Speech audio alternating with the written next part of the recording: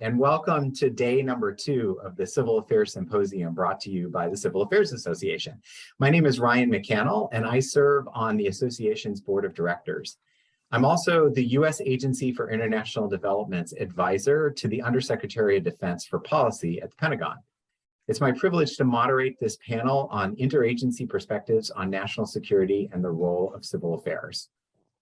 This panel comes in the wake of the public release of the Biden administration's long-awaited U.S. National Security Strategy, or NSS, closely followed by the Secretary of Defense Lloyd Austin's National Defense Strategy, or NDS. So I dropped the links in before. I hope they will come up again. Yep, so I'm just going to drop them in again for late arrivals. These are PDF, long PDF documents, but I wanted to put the links in there for people who did not already have them. So that you can read along.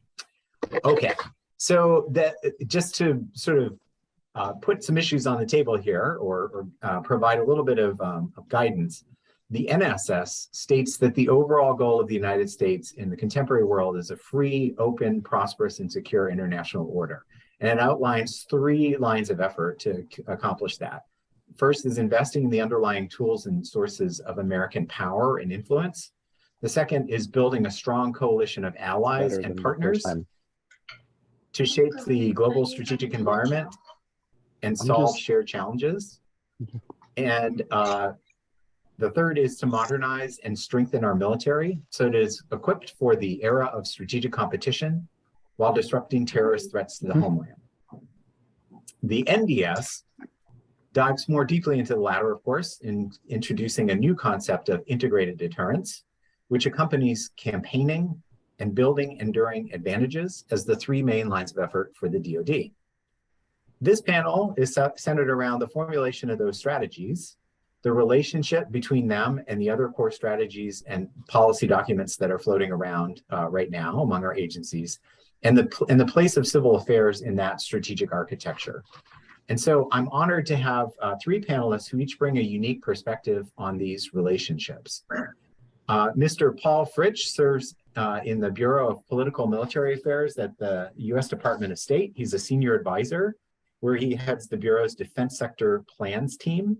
He's a career Foreign Service officer who has served domestically in several bureaus of the State Department, as well as in India, Germany, Russia, in Brussels, and also in Austria.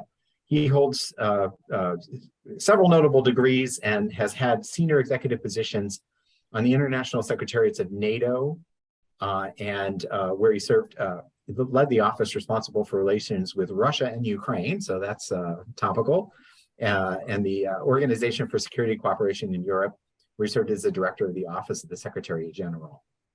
Mr. Aaron Roesch is the acting deputy director of USAID's Office of Policy in the Bureau for Policy Planning and Learning, or PPL. He also serves as the team lead for foreign policy engagement. He's been with USAID for more than 10 years and has worked on a number of different planning processes, including national security strategy and then the USAID policy framework. He's also undertaken detailed assignments to the State Department, several parts of the State Department, the U.S. mission to the United Nations, and previously he worked for the International Rescue Committee. Major Jeffrey Chase currently serves as the U.S. Southcom Liaison to USAID in the Office of Civil Military Cooperation in D.C.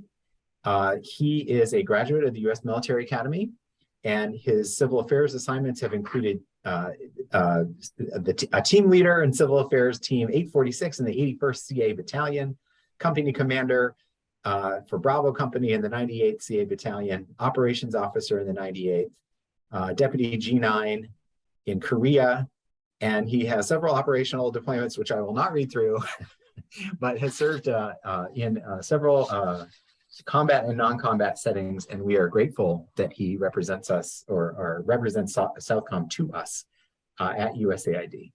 So I've done enough talking. I'm going to turn it over to Paul, actually, to kick us off with a very brief summary of his role in the State Department. And I'd also ask you, Paul, to discuss the relevance of the National Security Strategy and the National Defense Strategy to your agency and in your work, particularly how your office contributed to the development of those documents. Over. Sure. Thank you, Ryan. As Ryan said, I'm serving in an assignment as a senior advisor to the Bureau of Political Military Affairs. I was basically brought in a position that was created to help coordinate the department's input into these beginning of administration strategic processes. And it was a string of processes that began with what was called the Global Posture Review. This was a 120-day review of the U.S. military footprint worldwide that President Biden ordered almost immediately upon entering office. That was sort of set the stage for the more formal processes of the formulation of the national security strategy, the national defense strategy, and the national military strategy. So from PM, we had the lead in coordinating department input into the NDS and the NMS, and we contributed to the department input into the national security strategy. Now, the difference between the NSS and the NDS, first of all, the NSS, the National Security Strategy, is a broad statement of administration policy priorities. It provides overarching guidance to the entire administration, all bureaus and agencies,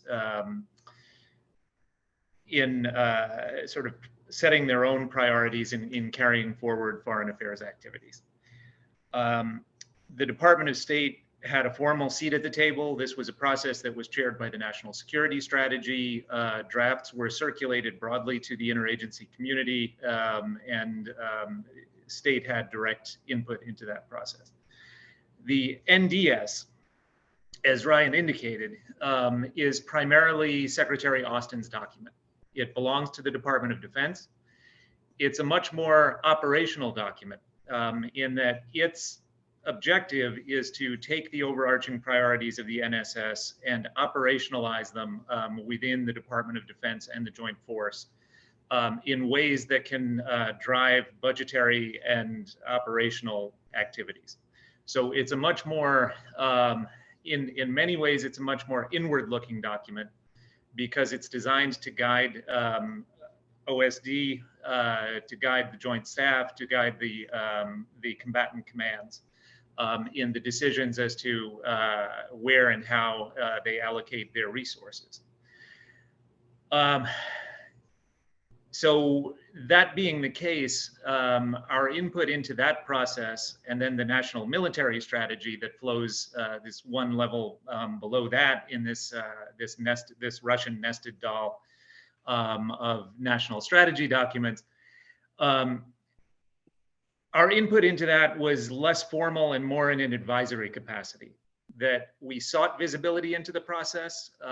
We made the case to our colleagues in the Office of the Secretary of Defense that they were better off sort of bouncing ideas off of us because obviously decisions as to where to allocate DoD resources have diplomatic implications as well as direct military consequences. But we were pretty much at their mercy as to where and when and how they let us into the process. So we had much less direct visibility at the early working stages of that process than we had into the NSS. Now, once it got to the final stages and the drafting process was elevated to the deputies committee level, and Deputy Secretary Sherman was involved, and then the NSC started to convene meetings to review OSD drafts, then we had the opportunity for much more direct sort of line in, line out suggestions. Now, as to how the NSS relates to the NDS, Ryan mentioned the concept of integrated deterrence, which sort of serves as a leitmotif for the NDS. It's the theme that permeates the document and is supposed to be the guiding principle for the implementation of the National Defense Strategy. There is still, however, an open question to some extent as to what it means. You said that this was a new concept that appeared for the first time in the NDS. That's not entirely true. There is a breakout box in the NSS that also uses the term integrated deterrence. And at its highest conceptual level, Integrated deterrence is supposed to denote what we used to call a whole of government approach, that US strategy should be implemented in an integrated way that takes into account all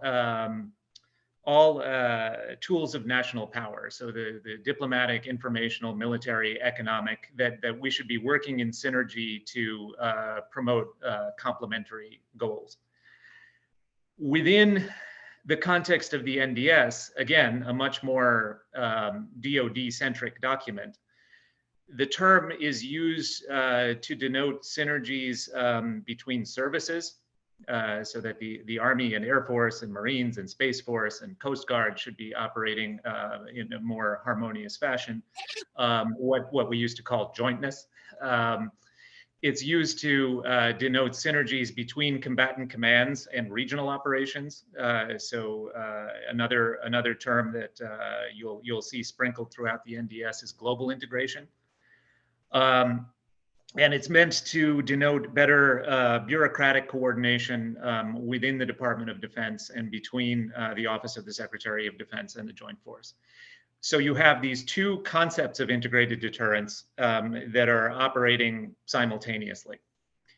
And now that we have the documents and they've been shared with the world, in the case of the NDS, there was a classified version that was shared with Congress in the spring, but the one that I expect is going to have the most tangible impact, just because more people will have seen it, is the unclassified version that was rolled out last month and that was briefed to allies and partners and published publicly, that you all have available on the DoD website. It's a document that stresses very heavily increased coordination with US allies and partners, breaking down institutional barriers to cooperation, a lot of focus on security classification and ways to share information in a more timely and meaningful way with allies and partners in ways that can have an operational impact. Again, the spirit of the kind of cooperation that you saw in the run-up to the conflict in Ukraine, where the administration was scrambling to declassify or downgrade the classification of key information in order to share it with allies in ways that would have a tangible operational impact. Again, however, something that is mentioned in the NDS, but perhaps doesn't receive as much emphasis as the State Department would like it to, is a similar degree of introspection and attention to where the Department of Defense's efforts fit into a broader US government, whole of government approach. And ways to break down barriers to interagency cooperation in the same way that the Secretary's office is focused on breaking down barriers to cooperation with allies and partners. So I think with those overarching themes, I think that's a good place to leave it to open up discussion, let the other panel members say their piece, and then I'm sure that participants are going to have their own questions and insights. So I'll turn it back to Ryan. Thanks, Bob. Appreciate it. Okay, I'm going to turn it over to Aaron now for some perspectives on USAID's role and his own views of the work so far. Sure, thanks, Ryan. So maybe I guess starting with my role and the role of our office, the Office of Policy at USAID. So the Office of Policy in PPL, as Ryan described, is sort of a cross-cutting. So it spans regions, it spans sectors. It's kind of a central policy node within the agency that does sort of both an up and out and a down and in function. So we are kind of the hub, working with technical leads throughout the agency on setting USAID policy and strategy. And so that can be on everything from our policy on private sector engagement to education to youth empowerment, et cetera. And then we play kind of an up and out function in terms of working with the interagency, the National Security Council processes, and kind of bringing our development perspective to that. In my role, I'm currently the acting deputy director of the office. I'm also the team lead for, as Ryan mentioned, for the foreign policy engagement team. That's actually a relatively new function within the policy office and within USAID. We've obviously long played a role in NSC processes in interagency, but from within our policy office, I think recognizing the trend in recent years and towards more engagement for USAID across a wider, I think, spectrum of NSC and other interagency issues. We are essentially building out that function and strengthening it to give ourselves, I think, a stronger voice and to bring the development perspective to a wider range of conversations in the interagency. That includes, I think, our engagement on the NSS. We, as I think similar to what Paul described, we played a role in the process convened by the Director for Strategic Planning at NSC and in sort of the ongoing conversation around the NSS. I think helpfully this administration issued an interim national security strategic guidance, which sort of set the terms early, and then I think provided space for a really thoughtful conversation over several months that led to the NSS. And so we were very involved in that, and like I said, bringing sort of a development perspective. I think from where we sat, making sure that certainly the issues of strategic competition were front and center, but I think the other sort of big theme of the NSS are the shared challenges and sort of thinking about the interplay between the two and even the tension between competition on the one hand and then the need for kind of cooperation and collective action to address challenges such as global health insecurity, climate change, et cetera. So those are certainly issues that USAID is deals with every day in countries around the world: climate adaptation, strengthening health systems, et cetera. So I think that was a perspective that we brought to that process. And then working closely with, and both in the NSS process, and then I think similar to the engagement that Paul described on the NDS, working closely with our colleagues in the Office of Civil Cooperation within USAID, sort of to, as those were developed in parallel. One thing, Ryan mentioned at the start, we also have the USAID policy framework. And so, I think Paul sort of described this kind of nested doll of strategies. And that's certainly how we see the policy architecture. So the NSS sets the widest terms and across the foreign policy space. We also have the USAID and State Department Joint Strategic Plan that we contribute to, and that provides sort of an overarching diplomacy and development strategy. And then what USAID does is develop the USAID policy framework. That's not on any set timeline. It's really at the discretion of the administrator. And so administrator power set that process in motion about a year ago. And that's another policy that we've been developing in parallel to the NSS and the NDS, sort of informed by those conversations, but really translating it to USAID. And I think that the themes are very much aligned: the challenge posed by PRC, by authoritarianism and corruption around the world, health security, and sort of both responding to COVID and preventing the next crisis, climate crisis, et cetera. So it sort of lays out a set of global challenges that we as an agency, but I think more broadly as an interagency, that we're faced with, and then really articulates from a USAID perspective how we're contributing to those. The sort of the tagline there is progress beyond programs, and I think that perhaps fits with the focus on integrated deterrence and just integration more broadly. Really for us, I think it's about, as an agency, yes, the assistance programs that we deliver are core to our work, but also thinking about how we leverage all of the tools at our disposal, our technical expertise, our interagency relationships, our relationships outside with the private sector, et cetera, to advance both our development goals and our broader foreign policy goals. So I think there is within that a strong focus on strengthening how we work with DoD, with state, with other interagency partners, as well as with multilateral partners, the private sector, et cetera. So that, and I think it's sort of a call to action for USAID to sort of maybe step back from just administering programs and really thinking about how we can do and how we can work in different ways to advance our shared goals. So I'll maybe leave it there, Ryan. I know we're just sort of on the intro question and you have some more substantive ones, but happy to return to any of that later. Over. All right, thank you. We're already getting some provocative questions and comments.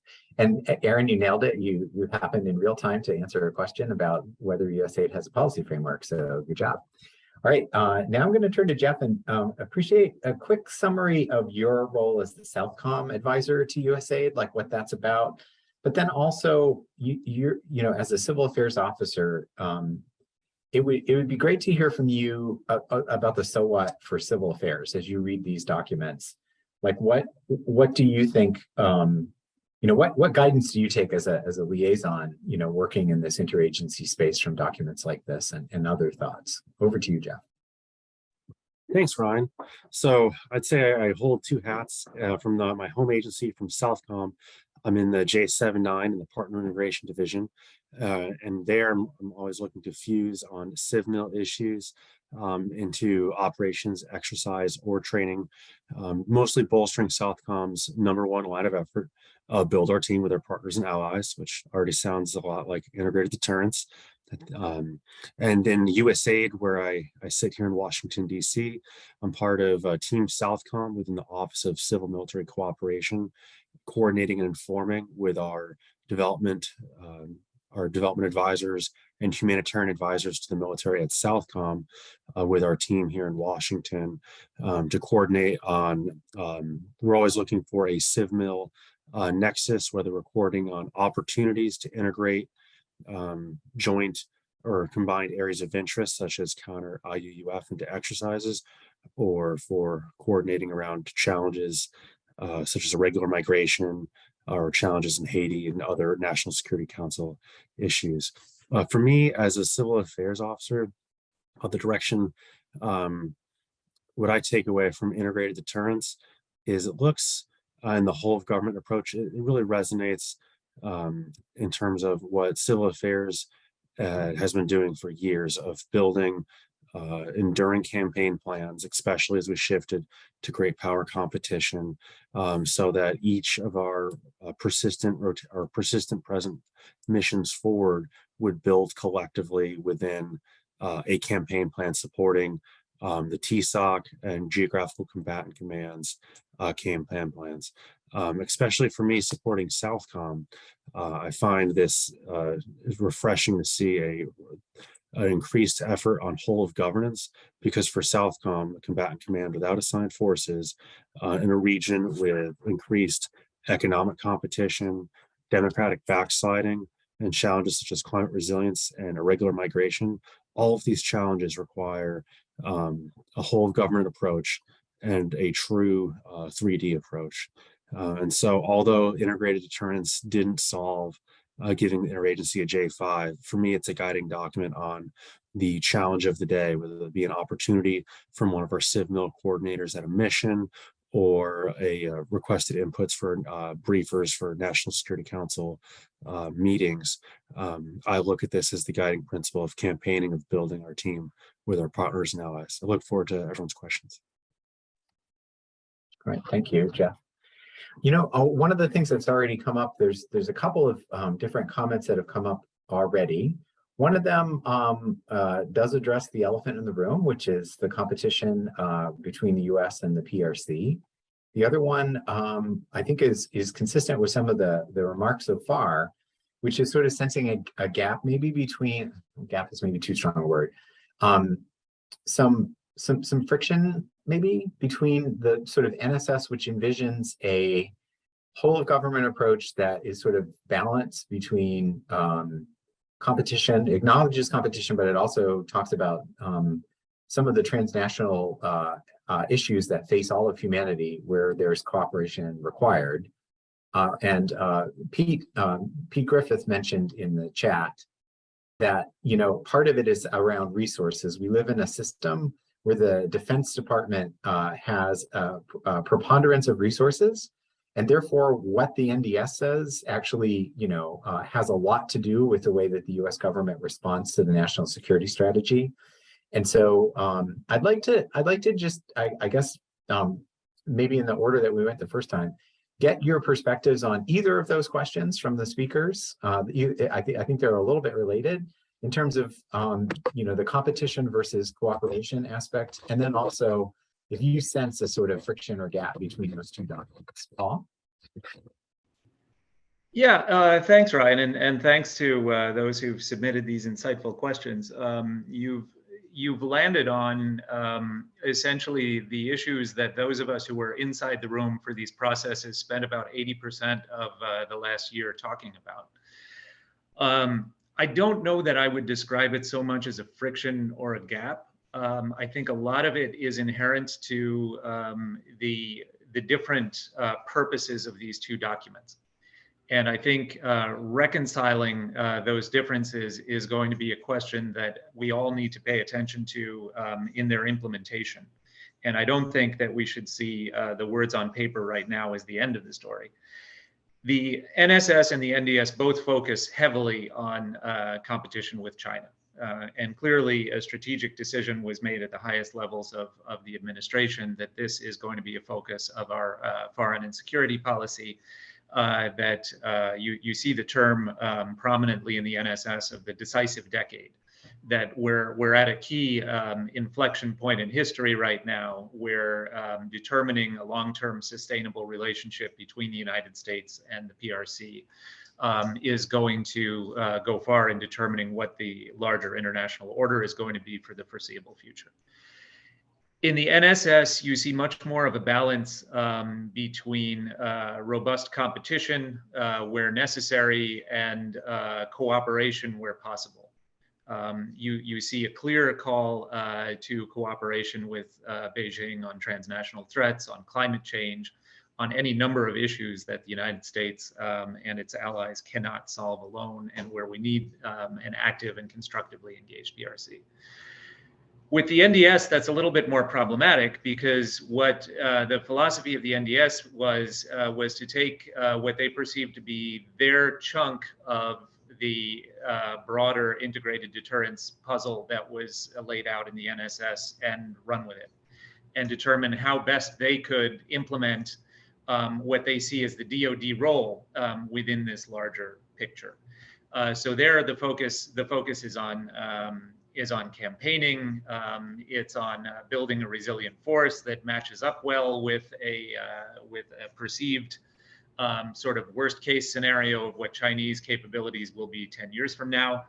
And you see a focus on the ability to prevail in warfighting if necessary. Now, obviously, when you spend a document of that prominence, when you spend that much time talking about warfighting, it's hard to then reach out to the partner that you're speculating fighting a war against and talk about cooperation in other aspects of the relationship. But I think that's more in the nature of the two documents. In moving forward, I think the focus has to be on how our partners in DoD and we in the larger interagency community fit this DoD piece within the larger strategy. And there are basically two ways you can do that. You can have DoD colleagues sort of go off into a room by themselves, determine what they can do, and then come to the interagency and say, this is what we've come up with, and this is as far as we can take it. It's here, it's over to you. I'll solve all the rest with diplomacy.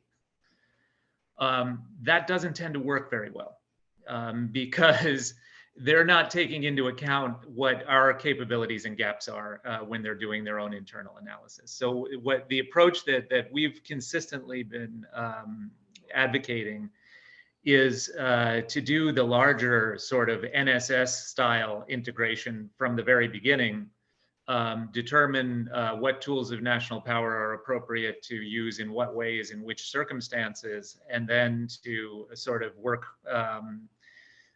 in coordination across agencies from the very beginning in dealing with any particular problem set on the agenda. So I don't know whether that makes sense. I don't know whether it will make sense moving forward, but that's our story, and we're sticking to it for the moment. Aaron or Jeff, do you have any reflections? Sure. I mean, I think first up, maybe I'll say, I think there is a tension, an explicit one acknowledged in the NSS between the sort of the two strategic challenges that it lays out in terms of competition on the one hand and need for cooperation. I think it's actually provides a pretty nuanced and thoughtful discussion and really candid one in some ways about that and how, and lays out an approach to managing it for a document that, is inevitably like trying to do a lot of things and is a public document. So it's as much a communications tool as it is an actual strategy. And so I think the discussion in there of these sort of the challenges that we face, it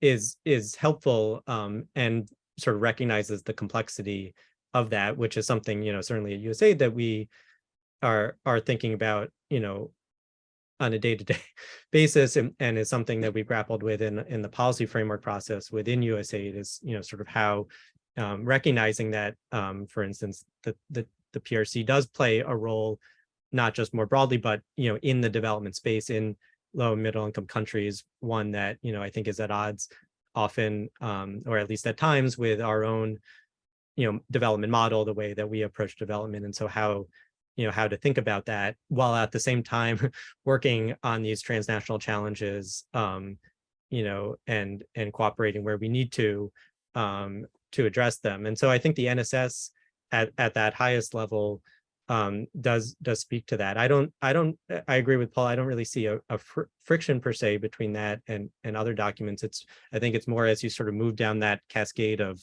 policy documents, there are sort of different points of emphasis. So whereas, I think what Paul said, sort of what's a box in the NSS on integrated deterrence is a central theme in the NDS. And then likewise, I think there are aspects of the NSS that are, a few paragraphs in the document that are really central to USAID as well. And so I think there's sort of different expansions on some of the themes. So I don't think there's necessarily a tension, but I think a lot of it then comes down to how these are implemented, how we continue to sort of coordinate. And the document is a document, and then the question is sort of how does it get operationalized, and what both at headquarters level and then on the ground, what does the coordination around these look like in real time. And so I think that's sort of where certainly where our focus is now as we move from this kind of policy strategy setting phase into the implementation phase. We're trying to really think about within USAID where where sort of our gaps that we need to work on, including in that interagency space, and hopefully at throughout the interagency and at the NSC likewise. So yeah, I don't think it's a sort of an inherent tension. It's just, I think, part of what each respective agency has to do as we sort of figure out our roles and reconcile those with one another. Thanks a lot. Jeff, I wonder if you have any perspectives from the maybe the view of a combatant command that's or some of your previous deployments where you have to work hand in glove with your interagency partners. Yes, thanks, Ryan. I think this is where the tension can manifest, especially since in the NDS, integrated deterrence is heavily on a binomial 1 or 0, compete, deny China, the upper hand, deny partners and alliances. And so what can be interesting at the operational tactical level can be some of the messaging. And so when the DoD, although the civil affairs teams and the campaign calls for a whole of government approach, But if the goals are widely different, it can really erode the amount of civ-mil collaboration space. It can also make, I got to advise my team leaders, yes, clearly your objectives are outcompete, but at the same time, you have to do it within the context of what is important to our partners and allies, as they may have economic and political ties with China. And so you have to operate within those contexts. It can also come back in terms of messaging. And so ensuring that the strategic message of an event is nuanced appropriately. And since my favorite quote from Admiral Fowler, he wouldn't move faster than ambassador on messaging. But if there was disagreements on how much were we competing, it would often it would muddle the message. And so clarity on between the NSS and NDS on where can we collaborate, where must we compete, and what does that look like tactically is challenging and informative. Hey, thanks a lot. There's a couple of questions, so I'm going to start turning now to the questions and comments in the chat. And let me bundle a couple of them that sort of are a little bit similar, and I think these kind of will probably go to originally to Jeff maybe, because but then for the others to weigh in as well. So the two that I would bundle together are the ones from Major Newsom, which is what opportunity is there for 38 Golfs, which for those of you who are less familiar, hopefully most of you know this, less familiar with the civil affairs community, that is the governance specialists within 38 is the military operational specialization for civil affairs. G is the governance. To be better utilized for achieving whole of government or integrated deterrence across multiple sectors. In other words, this is how I'm interpreting it. Like how can military governance or governance by military officials contribute to the work that the State Department is doing, the work that USAID's Democracy, Rights, and Governors officers are doing in the field. And that's very similar to me than one of the questions that Stanislava Mladinova, sorry if I butchered your name, I'm sorry about that, wanted to ask about tactical cooperation and sort of how we do these things. Okay, so we're way up here at the strategic level talking about how we work as a sort of a whole of government. Maybe some ideas about how that functions on the ground. So you get the country team that's also coordinating at the ground. And then, sort of in terms of the level of, even though we're talking about sort of outcomes rather than programs, some of those places where the agencies actually bump up against each other in the field and how that might look in this in this new era, and if there's anything different from the way that we've been doing it in past contingencies. So I'm going to turn to Jeff if you're okay. I tried to string that out so that you have plenty of time to talk or think about it before you talk, and then welcome the other two as well. Thank you. Thanks, Ryan. Stanislav, I'm going to start with your question. And so what does interagency coordination at the very tactical level look like? What I find challenging about great power competition is it hasn't come with a watershed moment like 9/11. It seems to be country by country dependent. So like looking at like at the embassies where civil affairs teams in countries, some countries have a malign external actor task force, and some countries have the same anecdotal, incidental, personality-driven groups where fortunately people come together. And so what this interagency coordination at the tactical level looks like is stronger working groups and battle rhythm events defined to help shore up whole of government 3D collaboration deliberately before operations. And as for DoD and USAID implementing partners in the field, I'll defer to Aaron on that.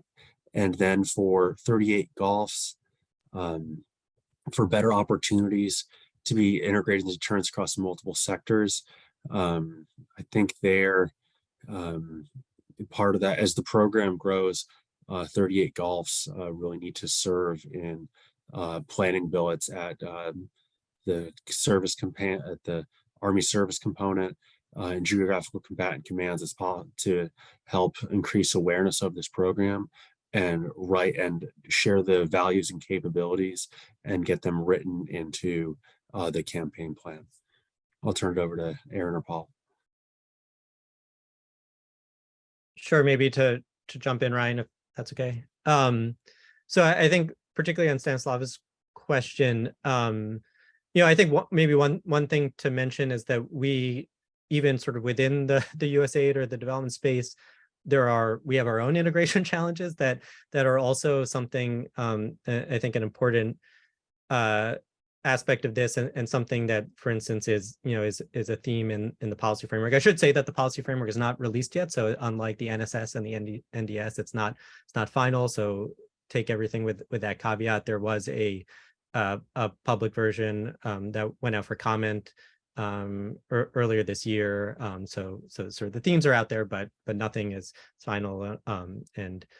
So take it with a grain of salt. But certainly one major theme of that is what we call humanitarian development peace coherence. And so thinking across just the sort of the major lines of assistance that we deliver, and then the partners that we work with, both civil society, multilateral, et cetera,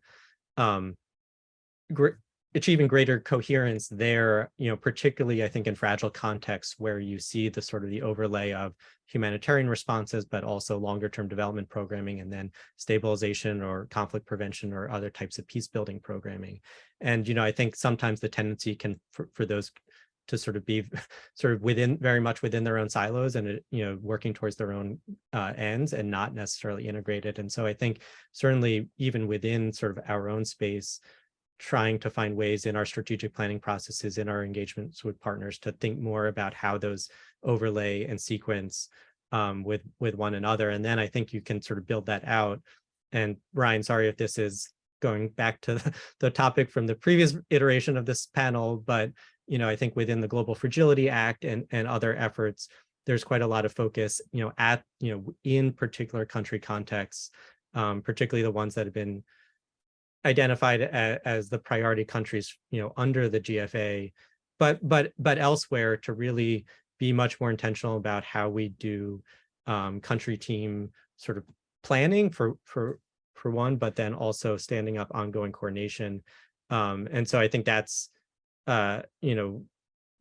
really coming together, shared analysis, thinking through joint goals, and then what are the ongoing coordination structures, and then being thoughtful that it's not just sort of assistance here and diplomacy there and security cooperation, the sort of the other pieces, but how do those come together? That's I think a perennial challenge that we have. It's not easy, but certainly the GFA, I think, has been a useful forcing function for really doing that in particular contexts. And like I said, I think even within USAID and with some of our multilateral partners, including UN agencies, that's there's this very active conversation about how we work with security actors, how we sort of bring in the humanitarian side to that conversation as well. So, I mean, I think this is all a work in progress, but certainly for USAID, I think that that kind of more tactical level coordination is a huge priority for us. Okay. Paul, I'm just wondering if you have anything to add.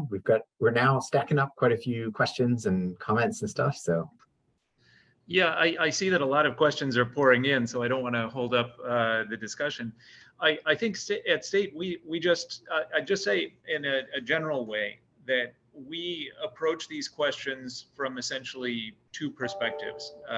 First, as others have noted, DoD is an 800-pound gorilla that has most of the US government's disposable resources, and its actions reverberate in ways that have political and diplomatic consequences. So when we're expressing an opinion or advising on DoD activities, we're looking at it from the perspective of how those activities are going to be perceived by allies and partners, whether that will reverberate in potentially negative ways for U.S. diplomatic activities and partnership and alliance relationships.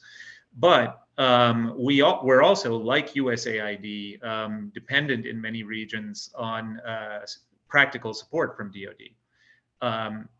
Our embassies in West Africa would not be able to function on a day-to-day basis without the logistical support that's provided by DoD in terms of intelligence briefings, but also in terms of in extremis evacuation support in the event of crisis.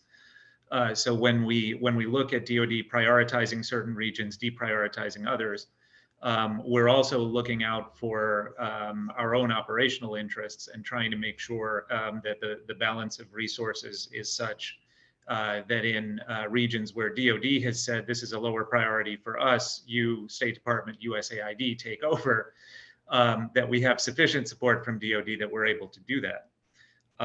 So it's always a complex discussion with many facets. Thank you.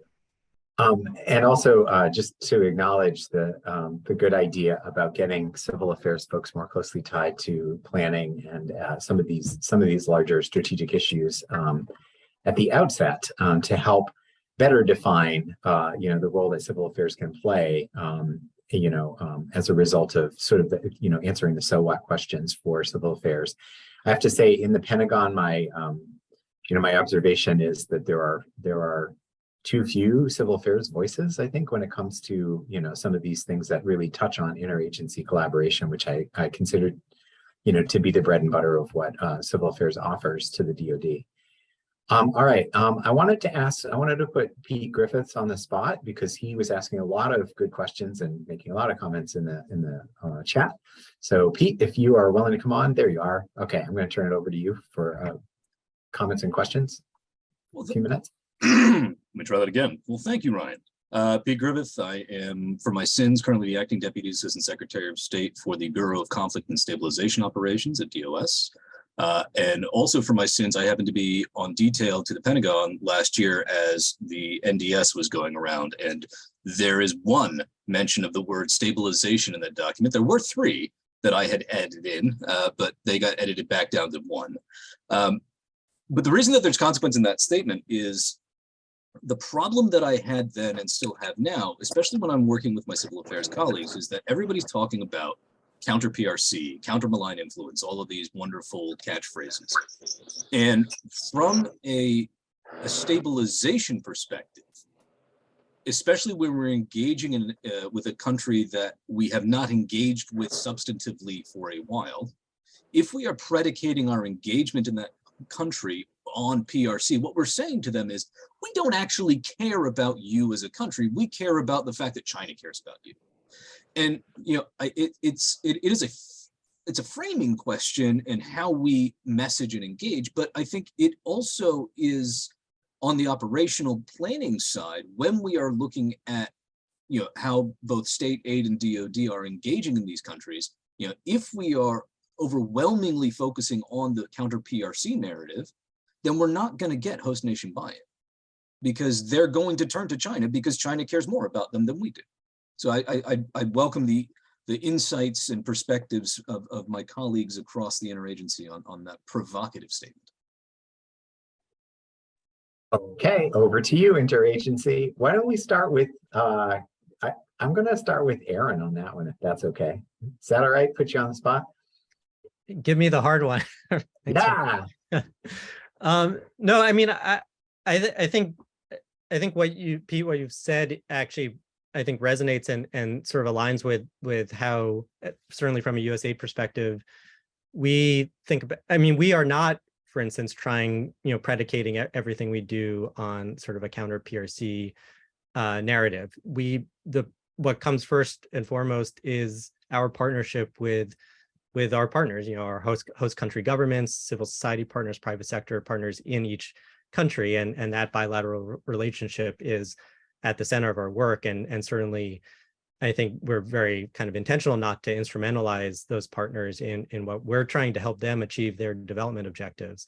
What we're saying, I think, is that at least within the development space, that the PRC is playing increasingly, I mean, just an increasing role for sure, but one that can have, some real downside risks and pernicious effects that we want our partners, I mean, at the very least to be aware of, but also to be clear about sort of what role the U.S. government as a partner, including as an assistance provider, how that what we offer, what our model is, that it's transparent, that it's accountable, that it's rights-based, and what that means, and that's not just a reflection of our values, right? But that's for USAID, that's good development practice, right? It's things that we have evidence that leads to more sustainable outcomes, better outcomes. And so we think we're providing, and we have evidence that we're providing, useful assistance, but that's not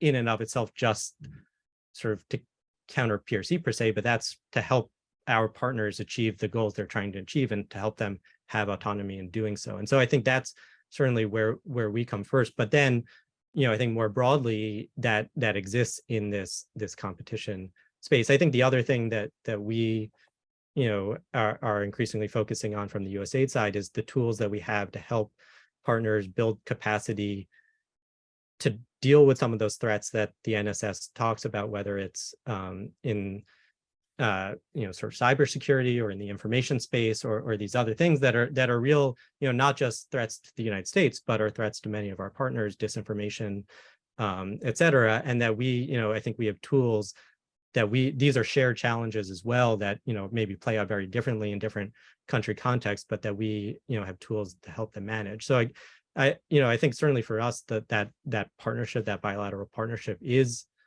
at the core of this. It's not just, the US and PRC or other global powers, but that, there's where all of these countries, I think, are trying to deal with these challenges. And I think the strategic competition that we're seeing is, presenting obstacles, something that we, I think we have our own goals, but we also have tools that can help those countries, kind of navigate those challenges as well. So I mean, I think what you said certainly is how we're framing things from a USAID perspective, and I think is consistent with how the NSS does as well.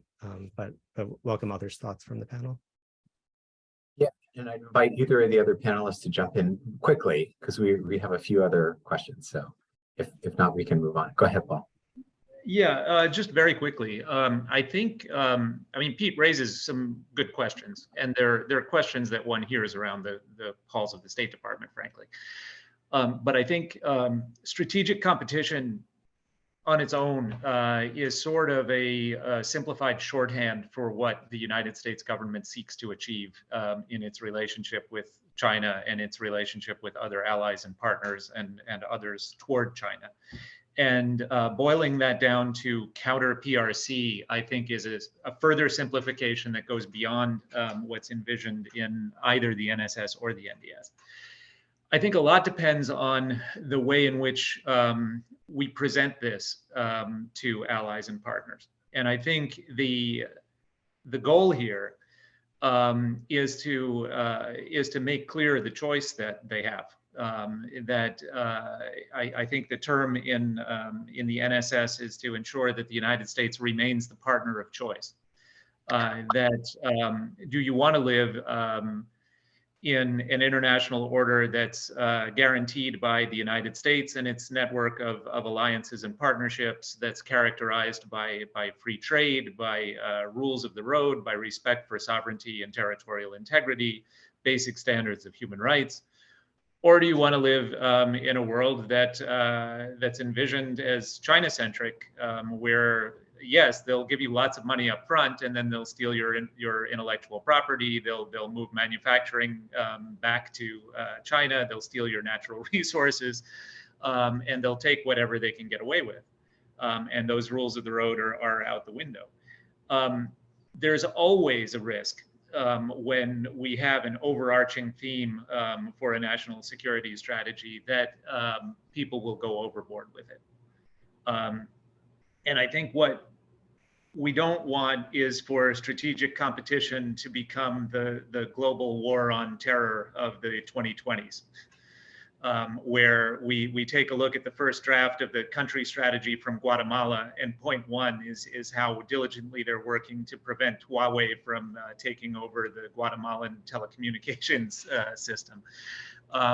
But that's a risk, and it's a risk we have to be cognizant of and learn from past experiences. Where when you set out a theme and sort of bang the drum that loudly that this is what the administration cares about, you're creating incentives for every individual foreign service officer everywhere in the world to get some mention of it into his or her performance evaluation.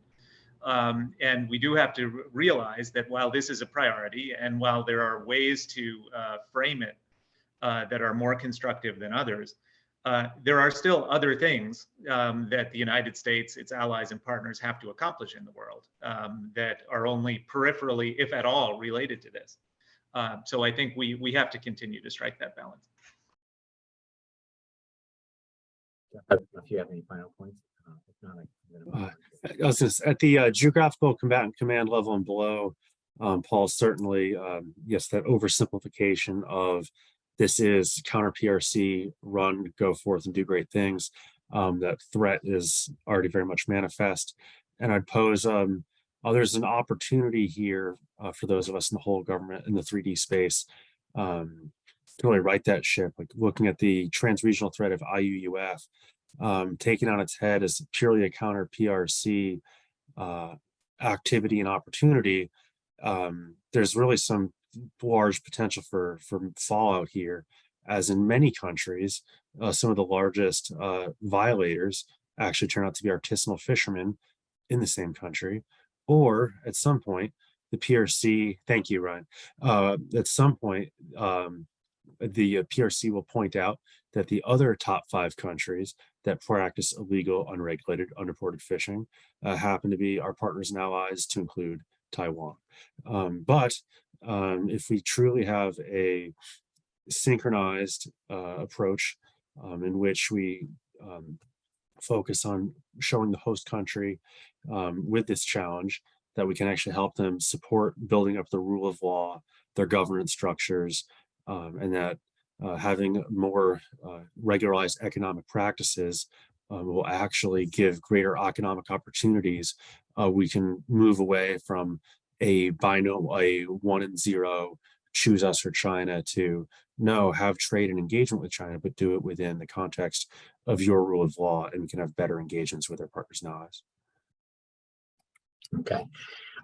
So we're going to do some speed dating here because there's a ton of really good comments and questions, and a lot of them have to do with sort of other aspects of our foreign policy besides the PRC element. And so I'm going to ask Lieutenant Colonel Parzik if she is available to come online and ask her a question a little, or comment on anything she wants to at this point. Thanks, Ryan. Can you hear me? I hear you just fine. Okay, great.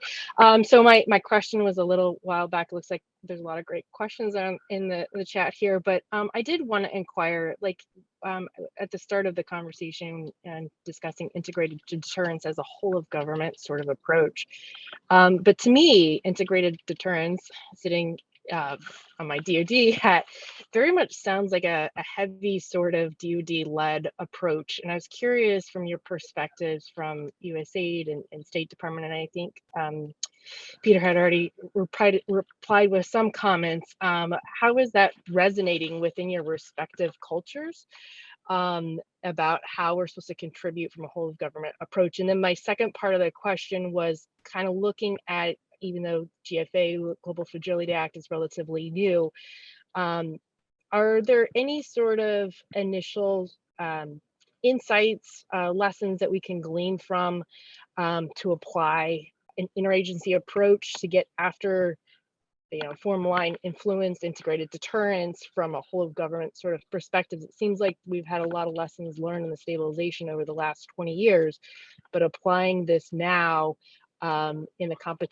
competition space doesn't seem to me as clear cut as it has been spelled out before for Nassar and what have you. So, all right, thanks. So turn it over to the panel.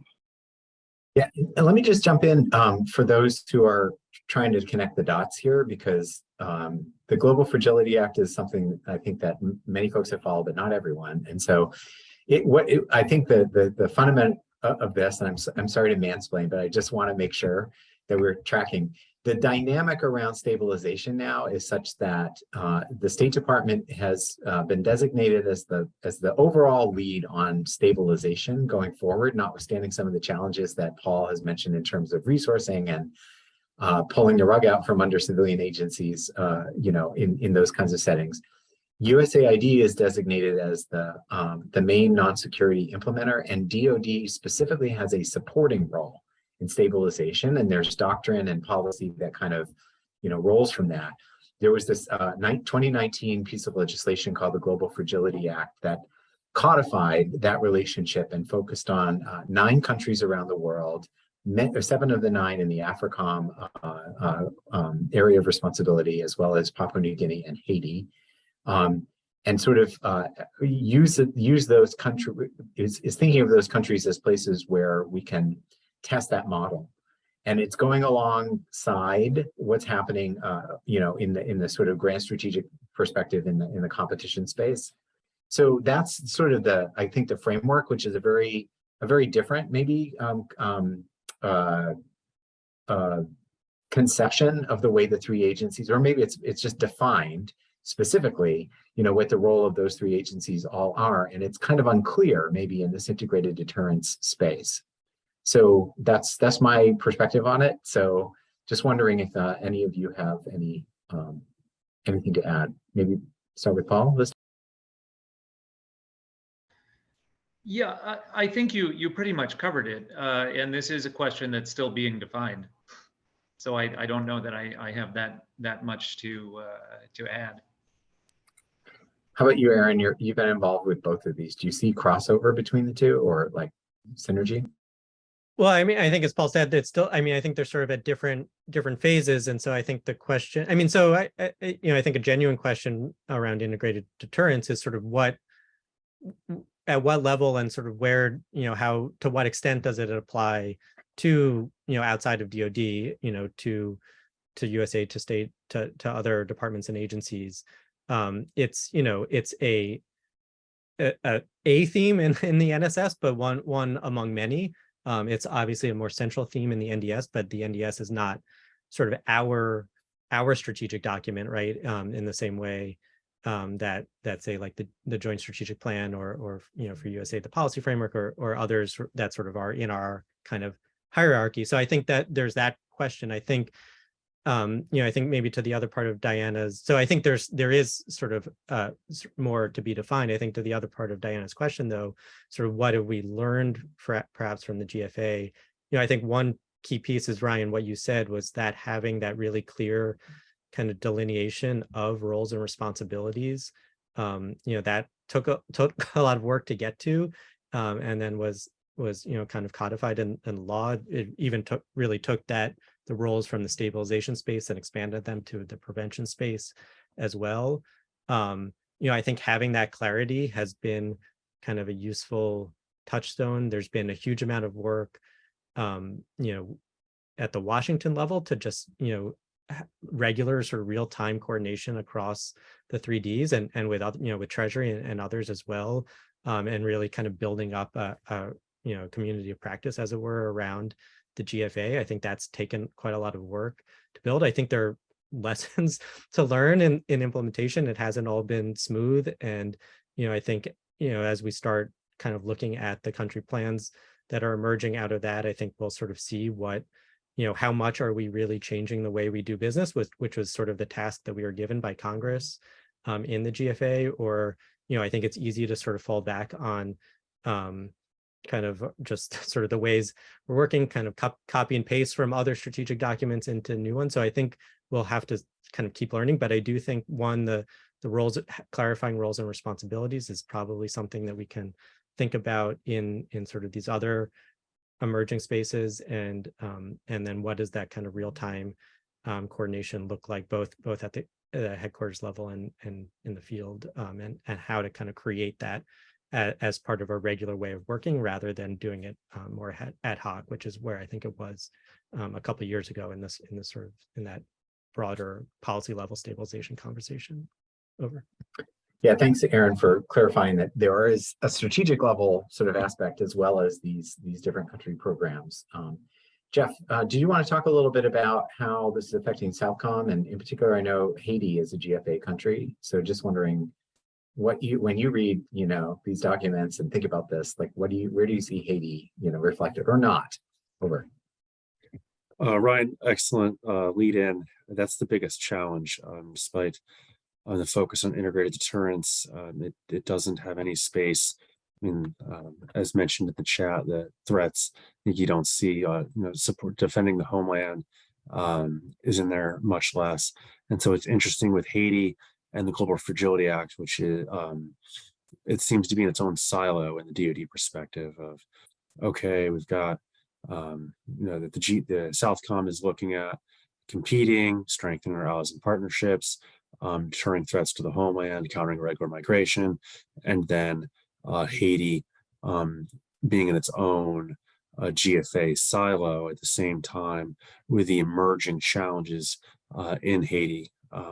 It's very interesting, and they seem to be they are two disaggregated processes, which is challenging. Is the GFA, the Global Fragility Act, is an excellent, outstanding opportunity to plan with 10-year monies and time horizons against a multi-generational challenge, and yet the current challenges facing Haiti are much more immediate, and so I see lots of tension and disaggregated planning processes. So very challenging. Okay, thank you. So we have a couple of additional themes, and I want to sort of bring them out, which are, again, sort of things that people are maybe reacting to, either not seeing as much in this national security strategy as previously, or just our contemporary events. And so here they are for the panelists, so you guys can have a little bit of time to think about them as I rattle it off. One of them just is in general, right? I'd like to sort of elevate a couple of very specific questions around Russia and Ukraine to just to think more broadly about, those of us kind of in the know, I think it's not a secret. It shouldn't be a secret to anybody here. The national security strategy, at least, and certainly the national defense strategy, since it falls under it, we're delayed a little bit because of the Russia-Ukraine situation, Russia's invasion of Ukraine. And so I think that's germane to talk about kind of what that means more generally, and how that fits in with some of these other points.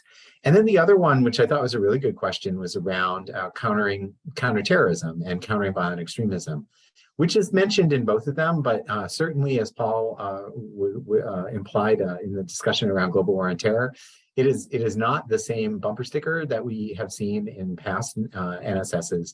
And so how do we, from your perspective, understanding that as a great nation, we have to walk and chew gum at the same time strategically, like what are your reflections on, on the counterterrorism side as well? I think we have about 15 minutes or so before we'll actually probably bring this panel to close. And so maybe if we could take the Russia-Ukraine one really quickly first and give you a little bit of time to think about the counterterrorism piece. Again, I'm inclined to turn to Paul, because Paul, this is your bread and butter. Could you jump in? Yeah, in fact, I'm glad you raised this, Ryan, because I was going to ask about it myself, having followed the questions that were coming up in the chat, and I wasn't sure whether you were consciously choosing to defer that to another panel. But yes, obviously, the release of both the NSS and the NDS was delayed by what we can describe as a change in circumstances on the ground, and the strategic environment in which these documents were going to be produced.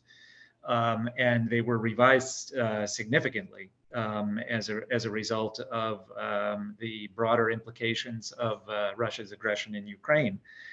And I think you see that in the content of the documents, where there's a balance struck in both documents between identifying the relationship with China as a long-term strategic challenge, and Russia as an acute threat that needs to be dealt with immediately and in the coming few years.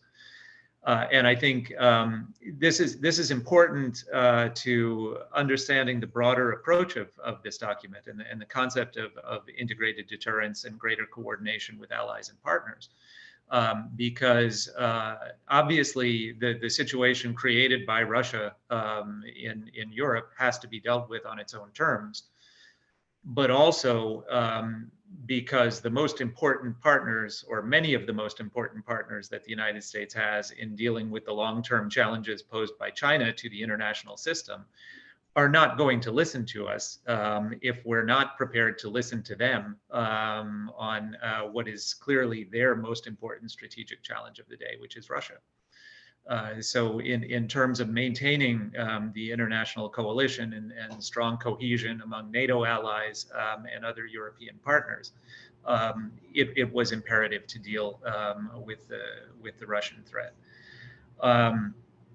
Many questions have been asked about possible involvement of international organizations, of UN and OSCE, in dealing with various aspects of the conflict in Ukraine, which of course is difficult given the role that Russia plays in those organizations and the ability to veto any meaningful action. But yes, it's very much a strategic priority that's identified in both the NSS and the NDS. It's one that I can say from a state perspective, we from the very beginning were firm about sort of giving adequate attention to Russia, even in the context of the greater focus on China and the Indo-Pacific. And this was even before the conflict. So I guess I would leave it there. Ryan, could I jump in on this? Yeah, you can, because I know that Jeff had to. Jeff had a comms issue, so hopefully you even heard. I'll text him to make sure you heard. Go ahead. Yeah, I mean, almost sort of maybe more of a kind of a meta comment on this. I mean, so I would say that certainly, I mean, Russia is not missing from the NSS, and I think what Brian and Paul, as you described, sort of for those tracking the process, I think it became more prominent certainly after Russia's attack on Ukraine, and so I think it's there. I think a challenge.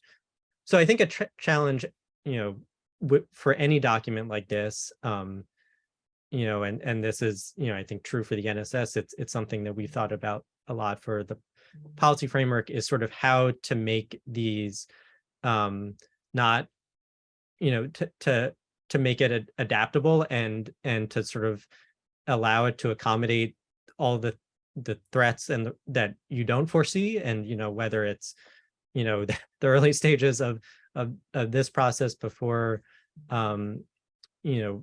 before the crisis in Ukraine, or a couple of years ago pre-COVID, or pre 9/11, et cetera. I think you can trace back and sort of think about what blind spots were and how to make a strategic document that can accommodate, that sends a clear message, but can accommodate those. I think a particular challenge is the dynamic that Paul was describing before, which is that while the document itself is actually, I think, quite nuanced and does a good job of speaking to both, the challenge posed by PRC and by Russia, but not equating them, and sort of talking about the difference in the nature of those challenges and then other challenges. These things tend to get sort of distilled down to sort of a bumper sticker that loses a lot of nuance, but is in some ways important for operationalizing them. And so how, when it gets distilled down, do you not lose some of that nuance? I think is a challenge. One thing that we certainly heard as well in our own planning for the policy framework is, there's a really strong demand signal, particularly from our overseas missions, for prioritization, right? Like there's only so many things that we can sort of build into the system at once and, reorient in so many ways. And so on the one hand, I think it's helpful to focus on key things, but how do you do that in a way that isn't sort of isn't giving you blinders to other challenges either that exist right now or that might arise in the future. And I think, I mean, I don't think there's an easy answer to that question, but I think that is like a central challenge of any NSS, and then all the sort of documents that fall under it. Thank you. And Jeff, even though you cover Southcom, I know that there are some impacts. There have been global impacts on the Russian-Ukraine conflict. And so did you have anything you would like to jump in and add? Yes, thanks, Ryan. I would say each geographical combatant command clearly receives some of the secondary, tertiary effects of increased food insecurity, increased risk from inflation, but also for Southcom, as General Richardson likes to remind us, Russia likes to disrupt in our backyard and impose costs for competing within our hemisphere. And so some of the challenges, Russia is able to impose costs and disrupt and use dismiss and malinformation within our hemisphere. So we do see those challenges in our backyard. Over. Thank you. Yeah, I'd like to say a couple of quick things. One that occurs to me as we're talking about this too is also the sort of transcendence between this sort of dichotomy around like competition against certain countries and then transnational threats. Because I think I was not smart enough to think about the fact that food insecurity, energy, like all of these things that are major touch points. We have the COP27 going on that's looking at climate, a lot of attention to, the G20, to the sort of downstream impacts of this conflict. Those two things are connected. The sort of the vision, that a country like Russia has about the use of power in the world, and then what that does to disrupt our global system are two things that are kind of the sort of the glass half full and empty of the NSS, and that they are so closely united. The other thing I want to quickly say, which is a little bit of a sort of a plug for the civilian agencies, there's a lot in the news about all the weapon systems that the US is providing to Ukraine. There's a lot less going on or being discussed around the work that's being provided, from a humanitarian perspective. And some of the questions that were raised in the chat had to do with kind of what are we doing to support the Ukrainian people during this particular phase? What are we doing to look at some of the ostensibly illegal actions around, bringing children across the border from Ukraine and Russia? And without going into detail, I would say is, civilian agencies are actively pursuing their core competencies, which include humanitarian, which include, providing the assistance to institutions in countries like Ukraine, to ensure that when and if we look at a large sort of reconstruction package, that those resources will be used without being captured, and those kinds of things, as well as the human rights violations, monitoring what's going on. All of that stuff is in the core sort of bread and butter of what we do at USAID and at State Department. Those things will continue. Those things are going on right now and in Ukraine, even though they don't get a lot of press.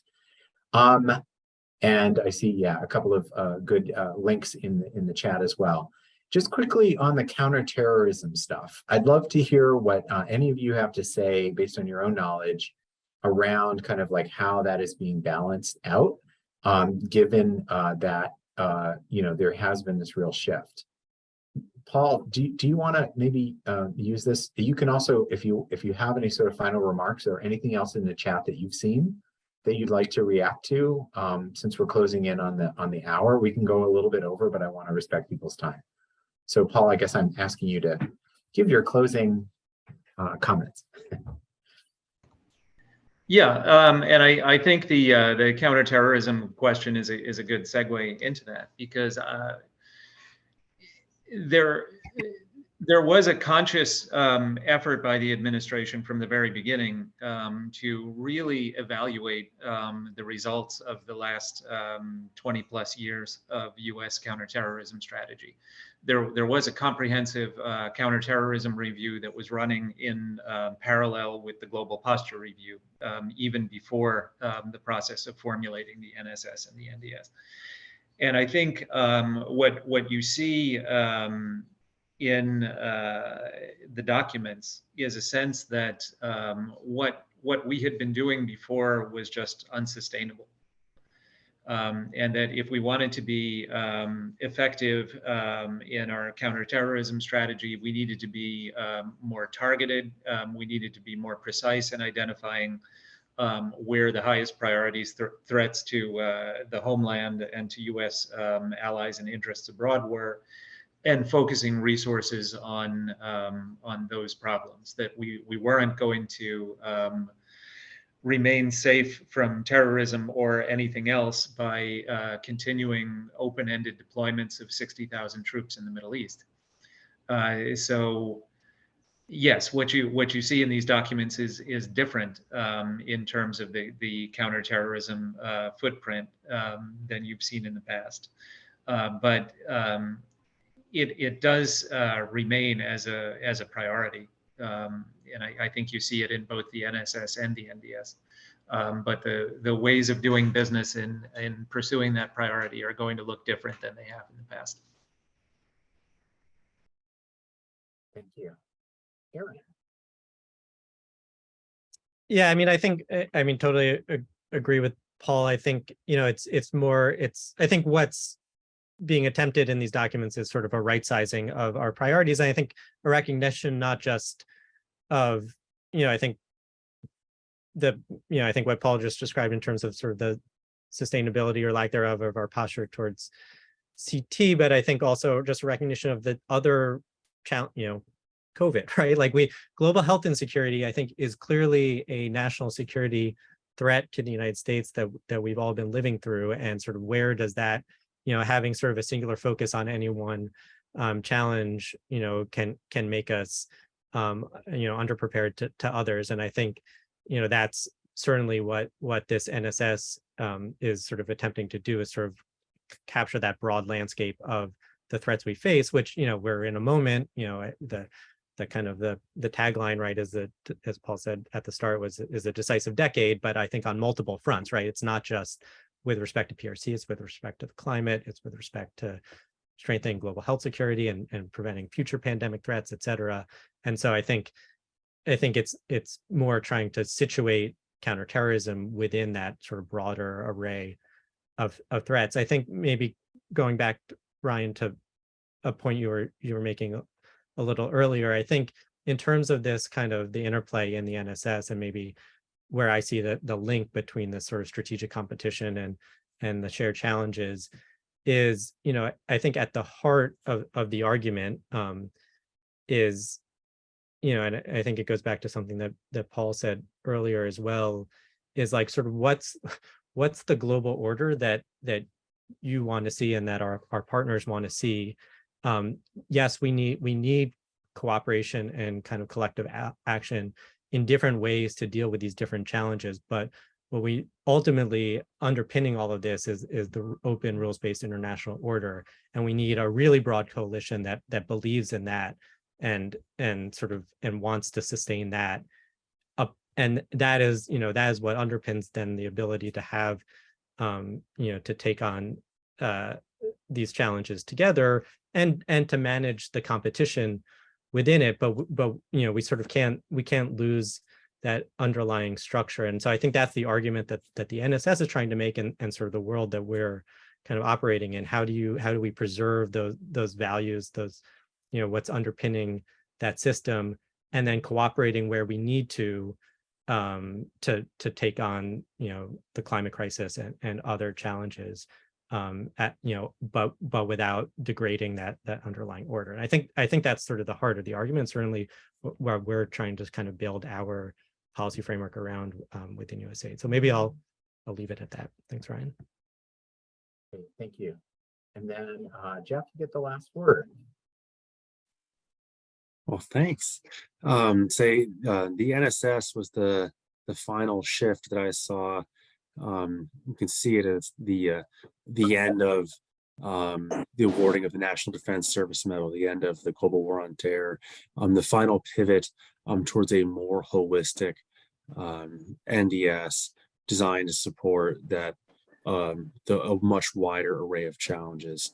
And so I think about from a man trained and equipped perspective, how do we maintain or how do we inform and train our civil affairs practitioners so that they're ready to engage a wide array of threats and challenges, work within our whole of government, whole of society approach, and to ensure that we're ready at a moment's notice to react to a wide array of challenges, many of which I don't think we would have thought we were facing a year ago.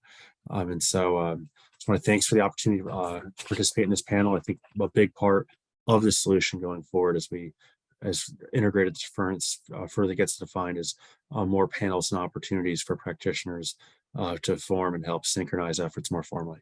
Thank you. Okay, thank you all. Thanks to the members of the panel. I also really want to thank you, those of you who contributed to the chat and jumped on the screen from time to time. Really appreciate it. This was a really robust conversation. It was a lot of fun for me. I hope it was for the panelists and for the rest of you. So we will go on a break and allow the folks to work behind the scenes to get up the next panel set up. I want to thank everyone again, and just really appreciate also the sponsors for this particular entire symposium. Thank you very much to all of you out in the civil affairs community, and we will see you next time.